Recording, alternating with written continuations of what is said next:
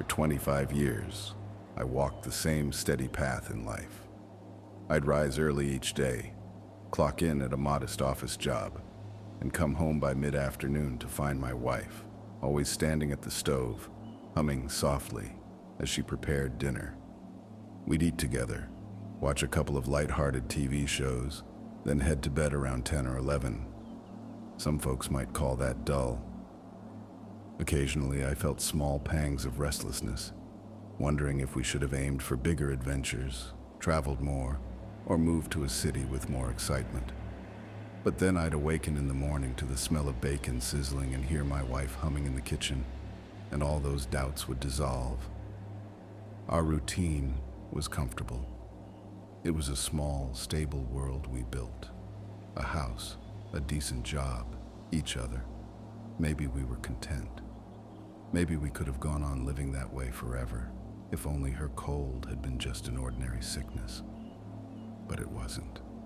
Now I spend my days and nights confined mostly to our bedroom alone, surrounded by boxes of takeout and trash I keep forgetting to throw away. The rest of the house stands silent. In the evenings, I try to muster the courage to open the bedroom door and walk down the hallway, but I rarely make it far. I keep recalling what used to be our warm, lively kitchen. There's only an empty shell now, lifeless, after the incident that took everything from me. The cabinets had to be torn out and the floor ripped up. My wife's treasured stove was carted away by some men from our church. I let them in. Then I hid in the bedroom like a coward. I couldn't bear to watch them remove it. Whenever I close my eyes, I see the memory of her cooking there, wearing her tan cardigan and humming a tune. And now it's just gone. I've used up all my bereavement leave. I'm out of excuses for not going to work, but I still can't face reality. Day after day, I sit on our bed, laptop perched on my knees, barely tasting the fast food I order in. The house feels so oppressively quiet. Once in a while, I listen with all my might, hoping irrationally to catch her voice again, or to hear footsteps, the clink of pans, that comforting hum. But the silence remains, pressing in on me until my head throbs. In that silence, my mind conjures endless replays of how we lost everything, how her cold eventually consumed her. I see it so vividly. The final moments, her final prayer, the heat of the flames. And I ask myself over and over, was there something more I could have done? Let me go back to the start, about a week before it all ended on a Monday. I just returned from work on a particularly warm afternoon, 84 degrees if memory serves. When I walked in, I found her in the kitchen as usual, a pan searing a gorgeous steak. The heat from the stove and the outdoors meant that room was balmy, near 90, I guessed. I could smell the marinade's aroma mixing with the smoke in the air, and as always, I felt a wave of relief. This was home. This was normal. I walked over to her, pressed my arms around her waist, laid my head on her shoulder and asked how she was doing. I expected some sweet remark about dinner or her day. Instead, she said two words that at the time I dismissed as a joke. "I'm cold." I laughed. I genuinely thought she was poking fun at me, like maybe I'd come home sweaty and she was teasing. But she didn't laugh back. She wore jeans and that tan cardigan over her blouse, which was already a bit odd for such a hot day. And then she rolled up her sleeve to show me goosebumps trailing her arm. Goosebumps in that stifling kitchen. I stared, perplexed. She returned my look with worried eyes. The thought of a weird fever crossed my mind. She didn't feel warm, so we had no real clue. But we brushed it off as a mild virus or odd circulation problem. I helped her finish making dinner. She insisted she could keep cooking.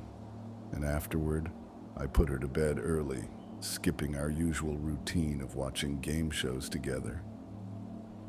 That night, as I turned out the bedroom light, she asked me to stay for a prayer. Religion had always been more her domain than mine, but I tried to be supportive.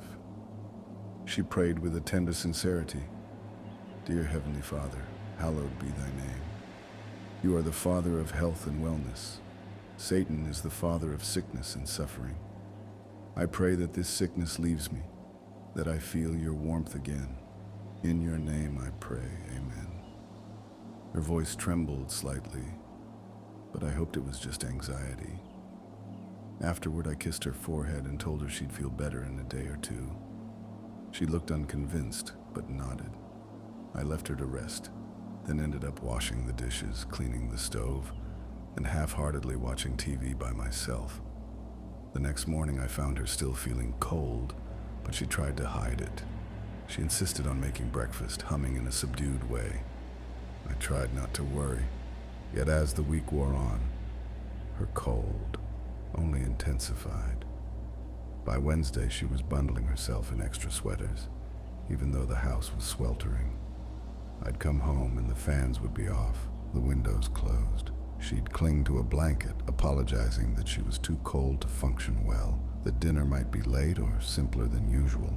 I'd reassure her it was fine, feeling a growing dread that something was deeply wrong. She'd eat a bit, mostly soup or warm tea, but her shivering never stopped. More than once, I touched her cheek and found it ice cold, which made no sense in a house that felt near 85 degrees. She refused to see a doctor until I managed to schedule one for the next available slot, Thursday morning. When Thursday came, I took a day off work to drive her to the clinic. It was barely 10 a.m., already in the mid-70s outside, pleasant weather by any measure. Yet she wore thick sweatpants, a heavy coat, scarf, and beanie. I felt perspiration just looking at her, but she insisted she still felt chilled. In the waiting room, people gave us strange looks. The nurse took us back eventually, did standard vitals, blood pressure, heart rate, temperature. Oddly, her temperature wasn't high. It wasn't even that abnormal. The nurse shrugged. The doctor breezed in, asked a few questions about her appetite and activity, and concluded it might just be some unusual virus or mild, poor circulation. They wrote a prescription for some medication that I recognized as basically a placebo for circulatory issues. We left with no real answers. She looked even more defeated as we walked back to the car, wrapped in that coat, shivering in the bright sun. The next day, Friday, I decided to stay home fully, ignoring the pile of tasks at work. I brought in a space heater, scrounged up thick winter blankets from the attic, and rearranged the bedroom so she could rest more comfortably. She spent hours under those blankets. The temperature in that bedroom soared to a stifling level, driving me out after only a few minutes. I'd go in every hour to check on her, my face drenched in sweat. She never complained about the heat, only repeated that she felt cold. She said it was like being submerged in ice. Her lips occasionally took on a bluish tint. I pressed her to reconsider the doctor. She refused, saying we already went, that the result would be the same. Out of desperation, I tried new soup recipes, hearty minestrone, thick chicken noodle, a vegetable stew. I'm no cook, but I tried. She drank them as scalding hot as possible, barely waiting for them to cool. She'd gulp them down, breath steaming, yet still trembled. Nights became a lonely vigil. She insisted on me leaving the room so as not to suffer from the intense heat. I slept on the couch but hardly got rest. I worried, was she truly warming up in there? Or was it all an illusion for her? On Saturday, around midday, I returned from a short grocery trip with extra supplies. When I cracked open the bedroom door, the air struck me like a furnace blast. My glasses fogged. I saw her sleeping under multiple blankets. Before I stepped out, I noticed a subtle shift in her breathing, like it was too shallow. Alarmed, I approached, only for her to snap awake. She stared at me with haunted eyes, her hair damp from sweat. She told me she'd prayed to God all night, begging for warmth. She asked if maybe we should phone the pastor. My wife had always been devout, so I agreed, though my heart clenched with worry. The pastor was out of town, said he could see us Monday. That felt like an eternity away. That night, I dozed off on the couch in the living room. Sometime before dawn, I jolted upright to an odd sensation. The house felt too quiet. I decided to check on her. The bedroom door was closed. I knocked softly, got no reply. My heart pounded as I opened the door. The wave of heat hit me again, suffocating, but my wife wasn't in bed. The blankets lay strewn about, leading to the bathroom door. Steam poured out around its edges. I tried calling her name. Nothing. I turned the knob, found it locked. Panic set in. I pounded on the door, calling frantically. No answer. I kicked it once, twice, thrice. The lock gave way. Inside, the steam was thick as fog, the walls slick with condensation. My glasses fogged even worse. My wife was on the shower floor, scalded water streaming down her back. Red welts covered her skin, lumps of flesh half peeling. She was groaning softly, shivering despite the boiling water. Sobbing, I rushed in, burnt my forearms, shutting off the faucet. She barely registered me as I pulled her out. Her back was a ghastly sight, skin peeling in strips from the intense heat. Her teeth chattered, her eyes hazy with delirium. I swathed her in towels, ignoring the searing pain to my own hands from the residual water. She sank onto the bed, half conscious, repeating, "So cold, so cold." My mind spun. This wasn't normal. No human could endure water that hot. I pressed her to let me drive her to the hospital. She refused again, clinging to me, insisting she needed more warmth at home. I wanted to call an ambulance, but she begged me not to. She whispered about not wanting them to see me like this. Against my better judgment, I relented. Maybe I was a coward, or maybe her distress made me yield. All I did was treat her wounds as best I could, smearing antibiotic ointment and wrapping gauze. Sunday dawned quietly. She didn't get up for breakfast. I tried to coax her with more soup, but her eyes were dull, lips parched. The heat in that bedroom was so oppressive that I only managed a few minutes inside before retreating for fresh air.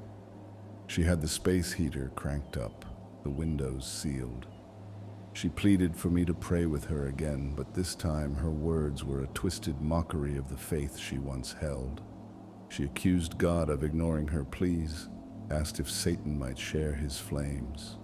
Hearing that from her lips stung more than I can express. I tried to reason with her, but she would only stare blankly, tremble, and say she was so cold she couldn't think. That day I realized something beyond medical explanation was happening. No fever or infection makes you crave heat to the point of burning your own flesh. This was bigger, darker, but I was too late to see it fully. On Monday morning, I found her in the kitchen. I rubbed my eyes, thinking maybe we'd turned a corner. She was cooking again, the smell of ham steak filling the air. I approached, feeling the heat radiate. She wore only a tank top and shorts, the first time in days she didn't bury herself under blankets. But as I looked closer, I noticed her skin was reddened, raw in places from old burns and new welts. She rummaged in the cabinet over the stove, ignoring the hot pan in front of her. She set her hand on that cast iron skillet, sizzling her palm but never flinched. My stomach dropped. She rummaged further, pulled out something from the back of the cabinet. Before I could speak, I saw it was a small can of cooking oil. She popped it open and with a swift motion, doused herself. It was surreal. Time seemed to slow. She turned to face me, a haunted emptiness in her eyes, her body coated in shimmering oil. My voice died in my throat. She clutched a matchbook. Her raw, injured hand fumbled, but she managed to strike a match. Everything exploded in flame, Fire engulfed her form, the stove, the counters. I stood transfixed, horror chilling my blood. She didn't scream. She just sank to the floor, hugging her knees, covered in roaring flames, shivering. Her lips parted in silent prayer, maybe cursing God or praising a demon, I don't know. The heat ballooned, black smoke thickening the air. At some point, I lunged forward, the adrenaline surging, but the flames licked at my arms, forcing me back. I tried grabbing a dishcloth to pat out the fire, but the entire kitchen was ablaze within seconds. I only remember shards of the aftermath. My screams, the neighbors rushing in when they saw smoke. The fire department arrived, but it was all too late for my wife. By the time the flames died, half the kitchen had collapsed, and they found her body burned beyond recognition, huddled like a husk. She had literally immolated herself, chasing a warmth that no normal heat could provide. My mind nearly shattered. I had to be pulled out of the house, yelling her name. In the end, the authorities concluded it was some sort of mental breakdown or bizarre illness. An official statement said, accidental self-immolation due to unknown cause. I used my meager influence at the church to handle a quiet funeral. There was no open casket. I burned through all my bereavement leave. Now I just linger in our half-destroyed home. That was the final day of my old life. Now the house is still. The floors are half torn up. The stove is gone. The air is stale and reeks of charred plaster. I can't bring myself to face it fully, so I barricade myself in the bedroom. I pile on blankets, ironically, not because I'm cold, but because they give me a sense of security, as if they're a barrier against the horrifying reality outside. The worst part is, I sometimes find myself feeling an odd chill, as though the same sickness that claimed her has seeped into me. Not physically, but emotionally. A numbness. A cold dread that saps my will. I wonder if it's only grief or something more sinister. If I listen carefully, sometimes I think I hear her voice, a faint echo drifting from the hallway. But I open the door, and there's only scorched emptiness. Questions plague me. Could I have forced her into the hospital sooner? Could I have recognized the signs earlier? Did some malevolent force feed on her devout spirit, twisting her prayer into a bargain with a demon? The night she prayed for Satan's fire haunts me. I keep replaying that moment in the bedroom as if it's a clue I missed. She was devout her whole life. Why would she renounce God so quickly? Or was it not a renunciation, but a delirium caused by a curse, an otherworldly chill? People might call me superstitious. They might say she simply had a rare mental break or an undiagnosed medical condition. But the memory of her stepping into a scalding shower, not feeling the burn, turning the water hotter, scalding her flesh, it's beyond normal human physiology. No nerve or pain reflex can vanish that fast. It was as if she was possessed by the cold, driven to chase any semblance of heat, even if it killed her. The men from the church were kind. They tore out the kitchen floor and cabinets, removing all traces of the tragedy, at least physically. The black scorch marks remain on some beams that the restoration team said they'd come back for. The churchmen tried to pray with me, but I shied away. I can't approach faith the same way. My wife prayed fervently for relief, and it never came. Instead, something monstrous overshadowed her soul. Now the house stands silent, soaked in memories of her final meltdown. Sometimes a neighbor brings me a casserole, pitying the widower who lost everything. But the casseroles grow mold in the fridge because I can't muster the energy to eat them. I just order fast food. I want to keep it simple. Everything tastes like ash anyway. I'm cold. Ironic, right? The house is an oven from midday sun, since the fans are ruined. But I feel a chill gnawing in my bones, echoing what she felt. At night, I bury myself in blankets, haunted by the memory that she once did the same. Is this how it starts? Or is my mind playing tricks? Some nights I smell a faint whiff of burning oil, phantom or real. The doctors say it's PTSD, that I need counseling. They might be right. But there's a part of me that suspects a deeper darkness. My wife's condition was no simple virus or mental break. She prayed for warmth and found only devouring flames. Every so often I consider calling upon the church for an exorcism or a cleansing ritual. That implies something demonic, but I just don't know. Her case defied normal explanation. If a demon or malignant spirit was involved, the final outcome suggests it triumphed, like it devoured her soul or made her destroy herself. Yet I can't confirm such things. The pastor tries to console me with talk of God's plan, but it feels hollow.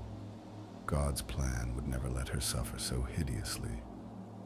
I recall her final expression in the flames, the faraway look in her eyes, no screaming, only trembling. She was so lost.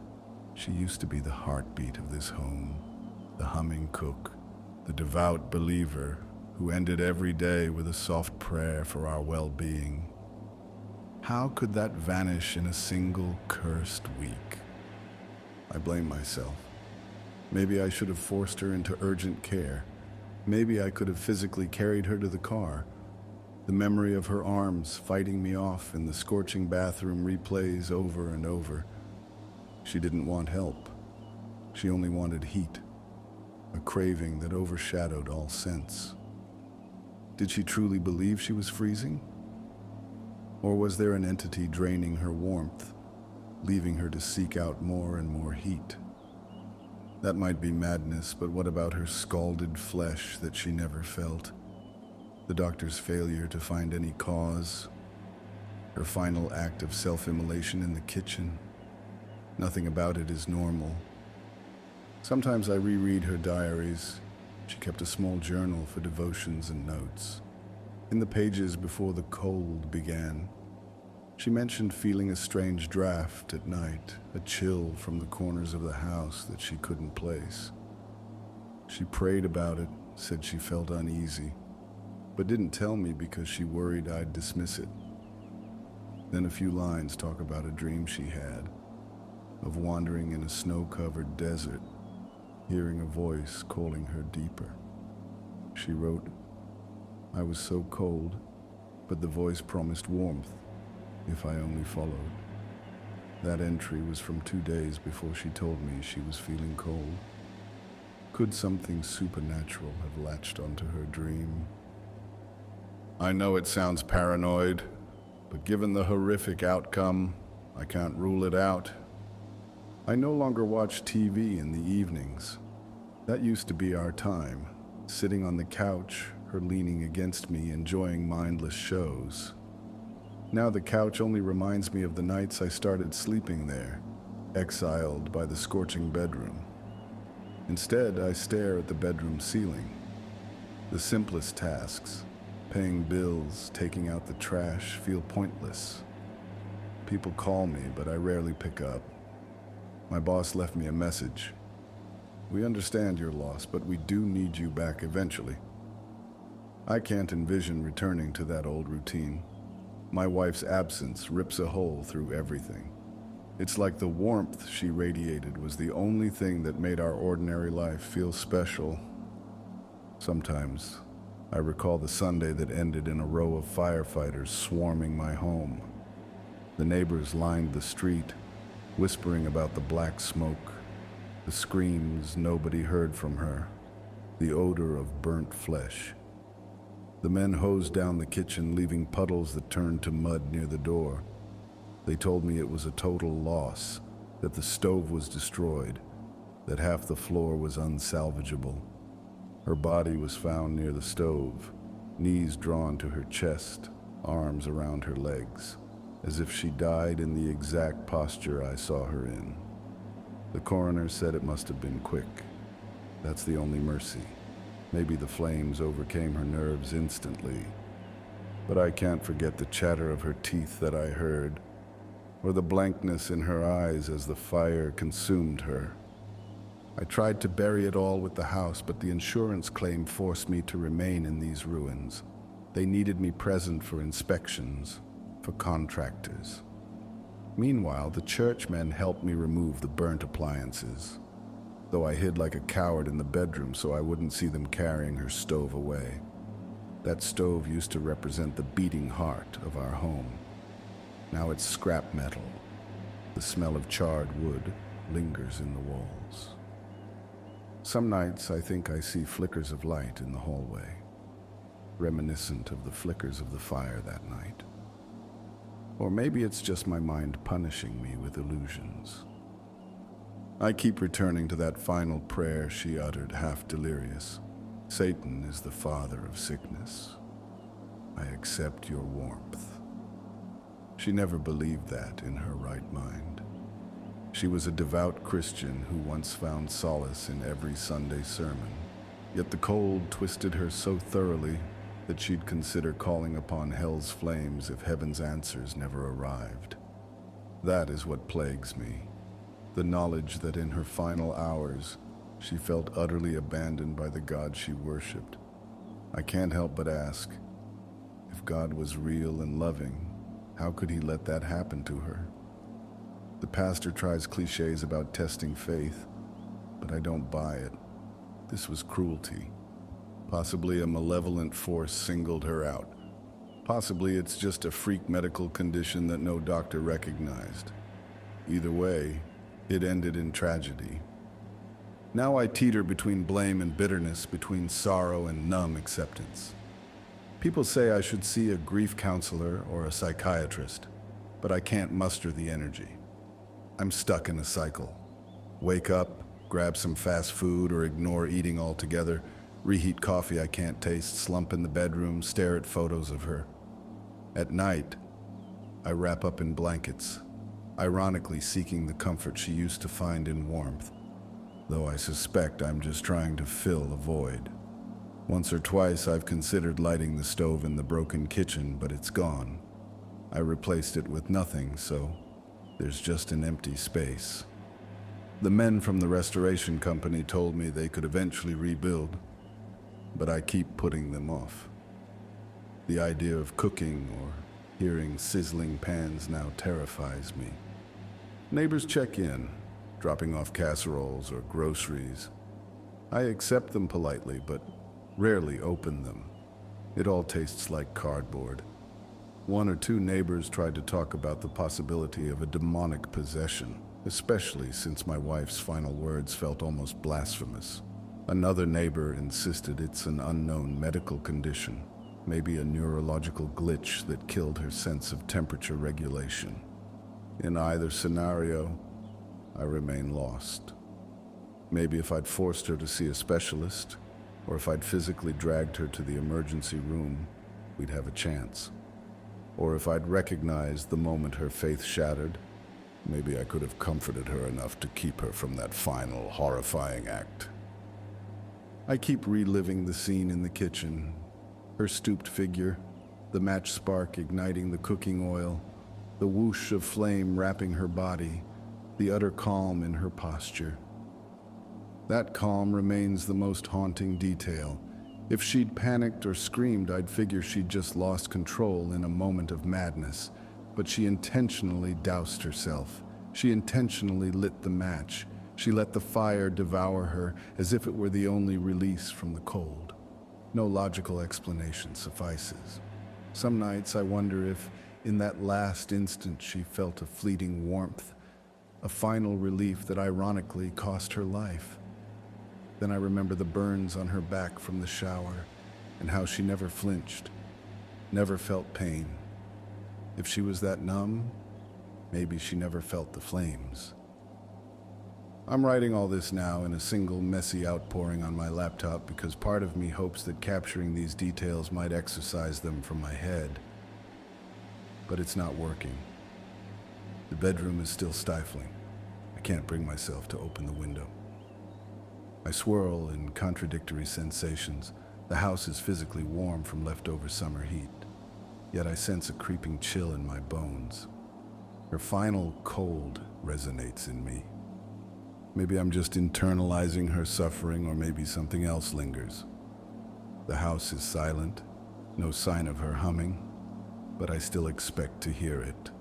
I keep seeing her in flashbacks, wearing her tan cardigan, stirring a pot of soup, greeting me with that gentle smile, or rolling up her sleeve to show goosebumps on an 84-degree day. This was how it started, so innocently. A small complaint, a slight worry, a trip to the doctor that yielded nothing. If we'd known this was no mere cold, could we have saved her?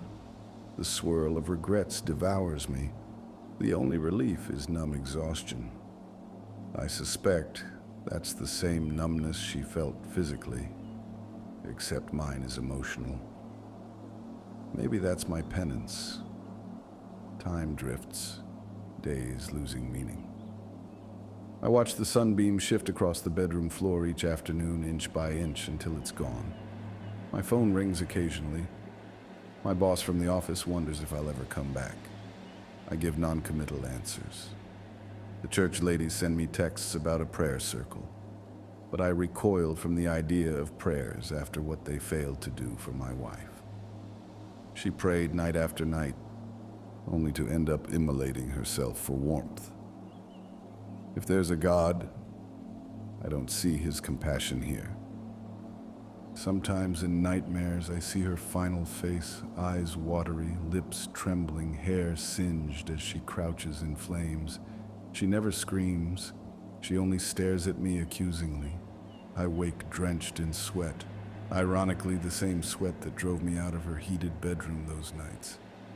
If I'd only stayed by her side, maybe we could have found a solution. I wonder if my distance fueled her despair. If I gave up on her as soon as it got physically uncomfortable. The questions tear me apart. Yet for all my self-blame, I recall the inhuman extremes she sought. Scalding showers, layers of blankets, a space heater set to maximum. No normal human could endure that. Something deeper than a typical virus. A piece of me wonders about supernatural angles, but I have no evidence. Sometimes I half think about calling an exorcist or psychic, but that's more guilt than reason. Still, the scenario was monstrous enough to defy normal explanation. Maybe something latched onto her, feasting on her warmth, forcing her to chase heat until she found it in the flames of her own destruction. That's a terrifying notion. But it's not more terrifying than the mundane explanation that she simply lost her mind from an unknown illness. In the end, the detail that wrecks me most is how she used to pray for warmth, then turned to cursing heaven and calling on hell. That final meltdown revealed she felt utterly abandoned. If only I'd forced the issue with the doctors. If only I'd recognized the seriousness earlier. But I didn't. I let her stay in bed, allowed her to keep cranking up the heat, trusting a fix would present itself. By the time she was willing to do something drastic, it was too late. Her logic turned suicidal, fixated on the idea that hell's fire might thaw her. She'd have done anything for relief. So she did. Now the best I can do is sit here and mourn, typing these recollections, hoping to quiet the ghosts in my head. The bedroom glows in the late afternoon sun. The hallway beyond leads to that gutted kitchen. If I walk down there, I'll see the black scorch marks on the floor and the empty space where the stove used to be. I'll smell the faint odor of ashes. I'll remember how she once stood by that stove, wearing her cardigan, humming a lullaby, so alive and brimming with small joys. That memory cuts deeper than any blade. So I choose to remain in the bedroom, hugging old blankets that do nothing to warm my heart. I imagine her turning to me with a smile, saying, "Dinner's almost ready," and I want to cry. That's how I learned my wife's cold was so much worse than any sickness. In the end, it became an obsession that devoured her soul, culminating in the flames that destroyed our kitchen and the love of my life. I should probably seek help, but right now, the world outside this bedroom feels too large. People talk about grief in stages: denial, anger, bargaining, depression, acceptance. I'm stuck somewhere between depression and anger, not at her, but at the universe. How could this happen to a sweet woman whose life revolved around making everyone else's better? I occasionally find slight solace in small routines. I water the single houseplant she adored, ironically set by the bedroom window so I don't have to pass through the corridor. I feed the cat we adopted last year. The cat roams the house, sometimes meowing at the burnt kitchen area. I wonder if he's searching for her. The poor cat flees from the bedroom, though. I suspect it's too hot or too tense. Maybe the cat senses my turmoil. That's how life is now. Fragments of the past layered over the present's wreckage. People might read this saga and expect a twist. Maybe she was possessed by a demon, or she was turning into some creature that thrives on cold, ironically forcing her to crave external heat. But there's no neat resolution. She's gone. The only certainty is that something inside her demanded more warmth than life could provide. That demand drove her to destroy herself in the very place that once gave us comfort. My routine, my stability, everything shattered in the Inferno. The officials concluded extreme mental break. The pastor offered empty platitudes about heaven. I remain unconvinced. She prayed for warmth. She found only fire. The last cohesive memory I have of her as herself was that Monday evening, her goosebumps under the cardigan in a steamy kitchen. She gave me an uncertain smile that day, which I now see was overshadowed by worry. I try to cling to that image, her half smile, our quiet dinner, rather than the final horror, but the horror always resurfaces. That's why I rarely speak to anyone now. Each retelling sets my soul on fire again. This written record might be the final time I speak of it at length. Maybe it'll help me move on, or maybe it'll deepen the wound. I'm not sure. In the end, all I can do is keep living, keep the bedroom door closed, and hope that time dulls the pain. Some nights I almost sense her presence near me, a swirl of cold air that I half expect is her restless spirit. But if so, she's silent. Maybe she found the warmth she craved in some afterlife, or maybe only oblivion awaits. My beliefs waver between cynicism and faint hope. She used to say prayers for me. Now I can't muster faith. Instead, I live in a house haunted by silence. When I recall her final meltdown, I cower under blankets, ironically shivering in the heat, an echo of her unstoppable cold. Perhaps if there's a moral, it's that not every malady is purely physical. Some ills defy standard clinics. Or maybe it's that devotion can crumble when desperation sets in. She turned from praising God to summoning hell's flames in less than a week. I wish I had recognized that shift and guided her back to hope. But regrets can't change the past. I lost her. I lost our kitchen. And I lost the daily comfort that was once my anchor. All because her cold was something so much worse. I only pray, despite my waning faith, that wherever she is, she's no longer cold, no longer suffering. And if my own chill grows, I hope I can resist the same path that claimed her.